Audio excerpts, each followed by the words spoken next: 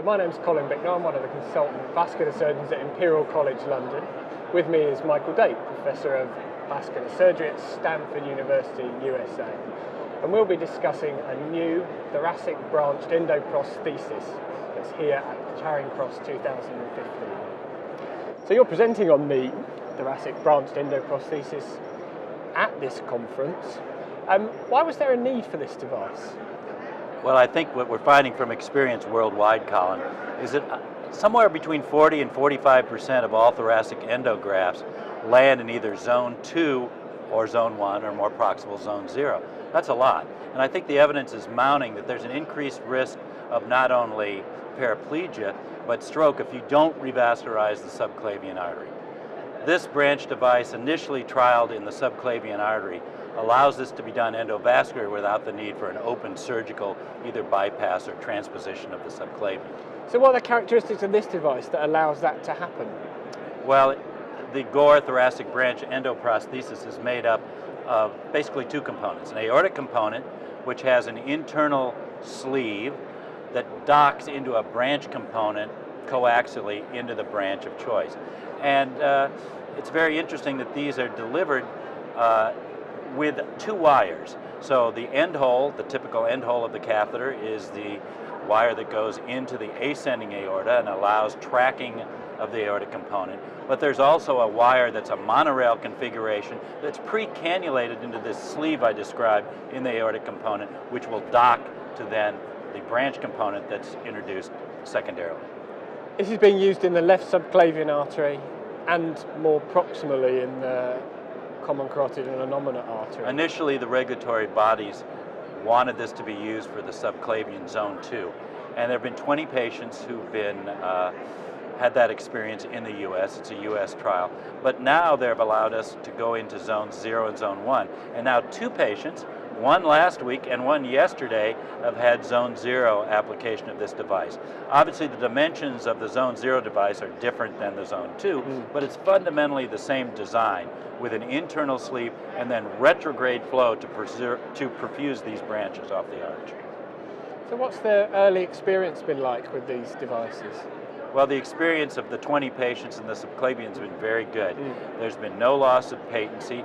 Now, all these patients aren't yet out to 6 months, but all 20 have been through 1 month, and there's been no deterioration in the brachial pressures comparing pre and post, left and right. No strokes, which I think is very heartening because you worry about manipulation in the arch and the potential for emboli. And there was, however, one death after 1 month, which was not related to the device, but actually a rupture of a pre-existing ascending aortic aneurysm. There was no evidence of any retrograde dissection. So overall, the experience has been very promising. And I think that this is what has allowed the regulatory body to allow us to go forward into the more proximal zone 0 and 1. Some of the earlier grafts had problems with a high stroke rate. Why no strokes with this device?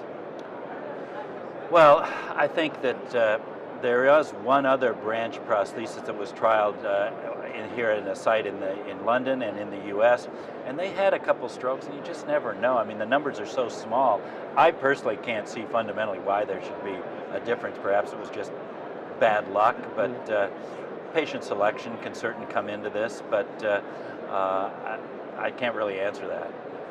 So what's the next steps in terms of investigation? You're going proximally, and what evidence will we be gaining now? Well, we're going proximally, but also I think we'll be expanding from aneurysms, which has been the exclusive focus of the trial to date with this thoracic branch endoprosthesis, to trauma and dissection. So that's going to get very exciting.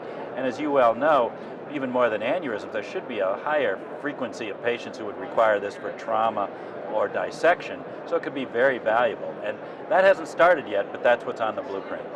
It's going to be a very exciting time. More generally, this conference is titled Controversies. What do you think the most controversial part of TEVAR treatments at the moment are?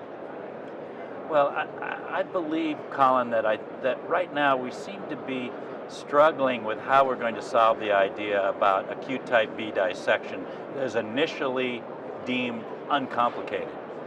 Are there a group of high-risk patients that might benefit from an early intervention? A lot of people seem to think so, but what are these criteria that would make someone high risk if they're initially uncomplicated? That's where we're kind of grappling right now, and I'm not sure that we'll be able to know without, some really good trials. And again, dissection is a disease that, is going to take a large number of centers to enroll. But I think the real controversy is, in a nutshell, is for type B aortic dissection, should everyone get a stent graft? Because sooner or later, they're bound to become complicated. That's I think the controversy I would. It's exciting times for research. So you come to the Charing Cross conference every year. What do you think makes Charing Cross so special? Well, without a doubt, Charing Cross is the vascular surgery meeting in Europe, and it's clearly the place that we come from the States to hear what's really at the cutting edge. I think Roger and the organizers do a very good idea of distilling down a large amount of data and presentations to try and reach for the audience some sort of conclusion. It's just not talk after talk after talk. There's an actual conscious attempt to try and drill down on what's the take home from this. And I appreciate that. But I think overall, it's just a chance to see a lot of things in the States, to study a lot of things here that we don't see in the States, and to have a global audience that really allows us to share their experiences. Well, thank you very much, and thank you for giving up your time for this short interview, and we hope to welcome you back to Charing Cross 2016. I hope so too. My pleasure, Colin. Thank you. Thank you very much.